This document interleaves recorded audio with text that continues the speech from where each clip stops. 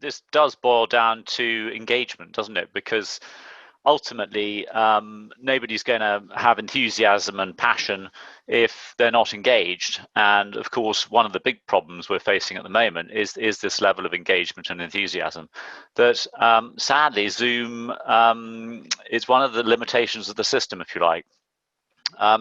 In the bad old days of business travel, I remember distinctly going off on a business trip to Munich and was taken to and got a taxi from the airport to the hotel. And the driver took a quick look at the business card and drove me at great speed and with great skill and alacrity to the hotel, tipped me out and tore off in the opposite direction. And I turned up at the hotel and found that I was actually at the wrong hotel. And so he'd efficiently driven me to the wrong place.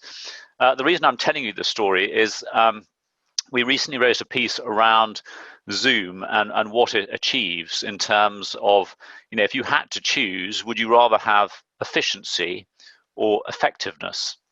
And unfortunately, that is the choice we face. Unfortunately, we don't have the ability to actually meet people face to face. And so it's a question of how do we make this channel effective? I think going back to this point around engagement and how you engage people, Zoom, virtual channels like this has become a bit of a craze that's just sort of taken off overnight and we're all doing it. But it's also become a bit of a habit. And some people, have got very used to it, so used to it they don't really take it terribly seriously. Other people are better at handling it than others. I remember talking to a client recently and I sort of said, well, how are the Zoom pitches going? And he said, well, I have to be honest, some people are better at it than others.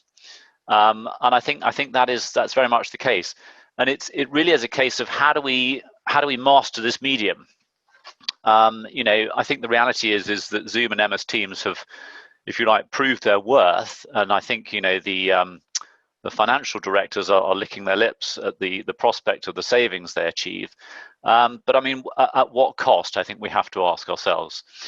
And I think we're learning on the job as to how to do this. And there are a few things that we can get right, which will make for a good Zoom call as opposed to a bad Zoom call. Yesterday, I was talking to an investment banker who, surprisingly to me, but maybe actually with the results of the American banks recently, he said we'd have a very good year. And I thought, gosh, this is positivity in an otherwise gloomy world. And he was talking about how they'd managed to open and close a deal all virtually. And, this was a relatively new ground for them. But at the same time, he said, people did need to learn how to use the medium because, you don't really want to be looking up a managing director's nose who's meant to be inspiring and convincing you. What has happened really is that we've started being asked to make people televisual because ultimately there were always people who are better at doing this than others. But actually the skills you need for a television performance are not the same skills that you need if you're doing a pitch or doing a keynote address. So, we used to coach people in how to read speeches in such a way that it didn't look like they're reading speeches. But actually that doesn't really work on Zoom or Teams.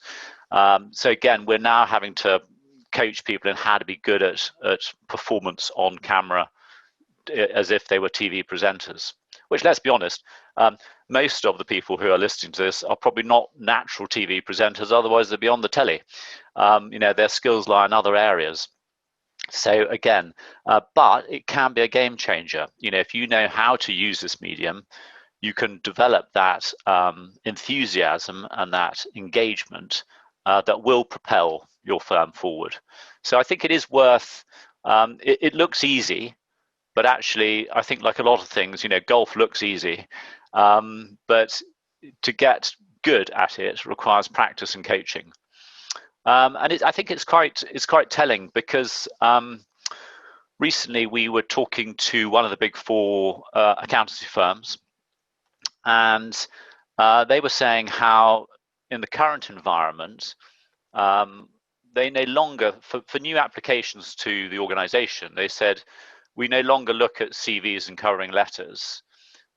Junior people are invited, or young graduates, or even non-graduates for that matter, are being encouraged to create a 2-minute video of why they think they should come and work for this firm.